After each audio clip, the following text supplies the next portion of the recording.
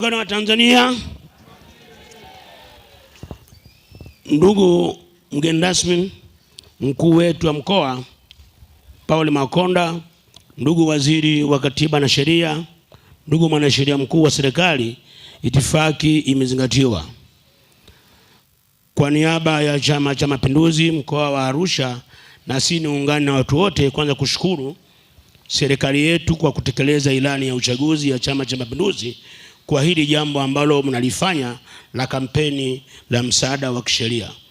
Nadhani kama sikosei lipo kabisa kwenye ilani ya uchaguzi ya Chama cha Mapinduzi inayomalizika juu ya jambo hili. Kwa hiyo na mimi nichukue nafasi hii kwanza kumshukuru Rais wetu wa Jamhuri ya Muungano wa Tanzania Dr. Samia Suluhu Hassan kwa kweli kwa kuwezesha wizara hii kufanya kazi hii ambayo mara nyingi katika ofisi zetu za chama katika ngazi zote tumekuwa tukipokea migogoro mbalimbali ya sheria kila Jumanne na Alhamisi kwenye ofisi zetu tukifanya kazi hii.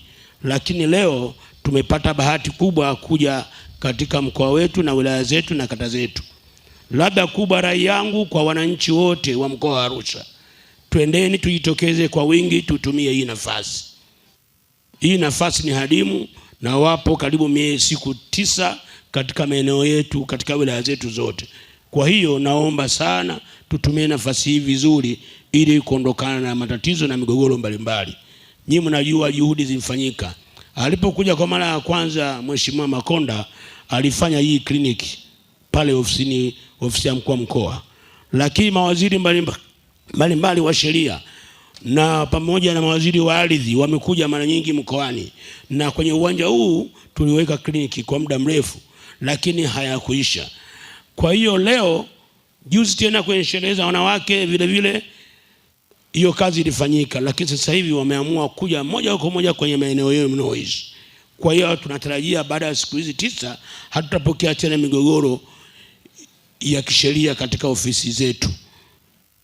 Labda ile ambayo itashindikana kabisa, naamini haishindikani kwa jopo hili ambalo limekuja. Nashukuru mwanasheria mkuu wa serikali ametoa maelezo kuwa yanayoshindikana yapeleke kwao moja kwa moja. Baada ya maelezo hayo, kwa kweli niwashukuru sana tena, niwapongeze Wizara ya Sheria kwa kazi hii, na tunaamini kwa kweli tutaendelea kuhamasisha watu waje kwa wingi kila siku na kazi itaenda vizuri. Asante. Makofi mengi sana kwa Comrade Matoroka kwa salamu hizo za chama tafadhali.